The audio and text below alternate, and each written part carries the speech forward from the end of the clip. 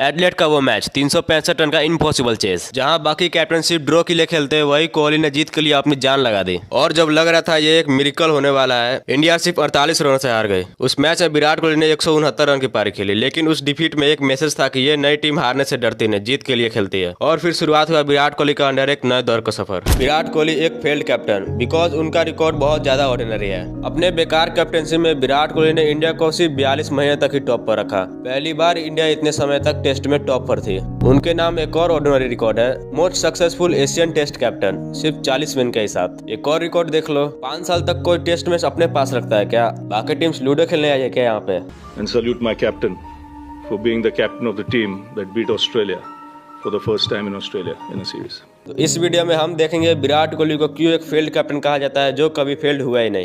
30 दिसंबर 2014 boxing test जो कि draw हो चुका था। सबको लगा ये एक ऑर्डिनरी मैच था, लेकिन धोनी के एक स्टेटमेंट ने सबको शॉक्ड कर दिया। उन्होंने 20 सीरीज में ही अपना टेस्ट क्रिकेट रिटायरमेंट अनाउंसमेंट कर दिया था। एंड अब Virat Kohli red ball cricket के कैप्टन बन चुके थे। एंड इंडिया पिछले साल में न्यूजीलैंड, वेस्ट इंडीज, इंग्लैंड और साउथ अफ्रीका से भी हार कर सामना कर रही थी। एंड इन टॉस में खेले गए 12 मैचेस में इंडिया सिर्फ एक ही मैच जीत पाई थी। इंडिया सिर्फ वेस्ट इंडीज, बांग्लादेश और जिम्बाब्वे के आगे थी टेस्ट रैंकिंग्स में। एक साल पहले सचिन तेंदुलकर भी रिटायरमेंट ले चुके थे। एंड अब महेंद्र सिंह धोनी के जाने के बाद इंडियन क्रिकेट टीम एकदम से अनएक्सपीरियंस्ड हो गए। उमेश यादव और ईशांत शर्मा के पास टैलेंट तो था, लेकिन कंसिस्टेंसी की कमी थी। रविचंद्र अश्विन जो कि इंडियन पिचेस पे सुपरस्टार बन चुके थे, विदेशी पिचेस पे वो अपना जलवा नहीं दिखा पा रहे थे। एंड रविंद्र जडेजा भी अपने फॉर्म को पाने के लिए डोमेस्टिक क्रिकेट में मेहनत कर रहे थे। ये एक ऐसा समय था जब इंडियन क्रिकेट फैंस एक नए राइजिंग स्टार का इंतजार कर रही थी। क्या एक नई लीडरशिप में ये टीम फिर से उठ पाएगी? एक नए दौर की शुरुआत होने वाली थी और इंडियन क्रिकेट का ये फेस अनफॉरगेटेबल बन गया। विराट कोहली जो ऑलरेडी दुनिया के बेस्ट व्हाइट बॉल प्लेयर बन चुके थे,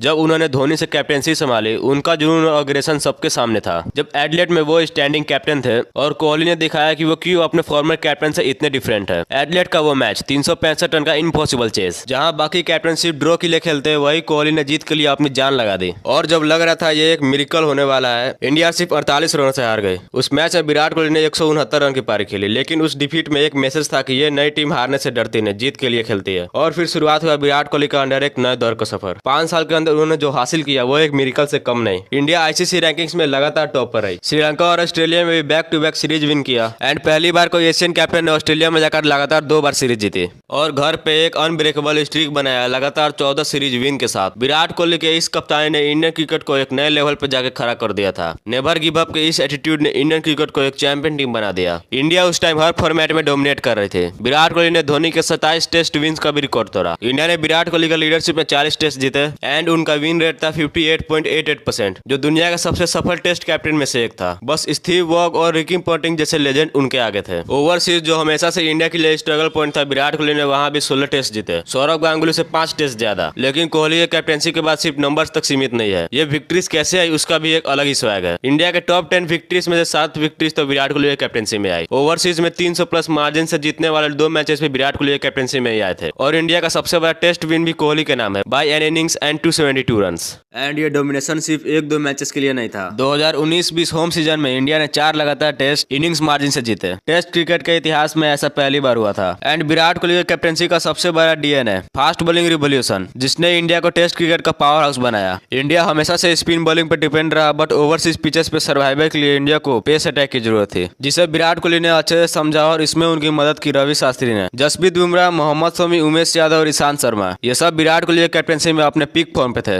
विराट कोहली के कैप्टनसी के अंदर इंडियन पेसर्स 8.7 विकेट्स हर टेस्ट मैच में लेते थे एट एन एवरेज ऑफ 26, जो बाकी किसी भी इंडियन कैप्टन्स के अंदर इससे बेहतर नहीं हुआ। ओवरसीज में तो ये स्टैट्स और बेटर हो जाते हैं। 11 विकेट्स पर टेस्ट। रविचंद्र अश्विन, जिनका ओवरसीज में परफॉर्मेंस ऑर्डिनरी था, उनका परफॉर्मेंस भी कोहली के अंदर अलग लेवल पे आ गया। विराट कोहली के कैप्टनसी के अंदर अश्विन ने 55 टेस्ट में 293 विकेट्स लिए एट एन एवरेज ऑफ 22। और बात करें विराट कोहली के परफॉर्मेंस की, तो उनका एवरेज एज ए कैप्टन 52 का था, जो कि एज ए प्लेयर 41 से बहुत ज्यादा है। कैप्टनसी के 68 मैचेस में विराट कोहली ने 5864 रन बनाए। टेस्ट क्रिकेट में 20 100s एंड 80 50s। और बात यही तक खत्म नहीं होती, विराट कोहली के नाम 7 डबल सेंचुरीज है, जो एज ए कैप्टन सबसे ज्यादा है। ब्रायन लारा जो कि इस लिस्ट में सेकेंड नंबर पे है, उन्होंने 5 डबल सेंचुरीज लगाई है। और अगर सारे इंडियन कैप्टन की डबल सेंचुरीज को मिला दो तो भी कम है। एंड द मेन थिंग जो विराट कोहली को ग्रेटेस्ट ऑफ ऑल टाइम बनाता है, विराट कोहली ने अपने कैप्टनसी में 41 100s बनाया। रिकी पोंटिंग को 376 171 इनिंग्स लगे थे 41 सेंचुरीज बनाने के लिए, बट विराट कोहली को सिर्फ 250 इनिंग्स। विराट कोहली की कहानी सिर्फ कप्तानी की नहीं बल्कि एक लीडरशिप की है, जिसने इंडियन टीम को वर्ल्ड का फेयरलेस और डोमिनेंट टीम बनाया। इंडिया ने गेम के हर सिचुएशन में फाइट किया और होम सीरीज को तो एकदम से वन साइडेड बना दिया। विराट कोहली ने कैप्टेंसी छोड़ने से पहले इंडिया को एक ऐसा यूनिट बना दिया जो हर स्तर पे अपना बेस्ट दे रहे थे।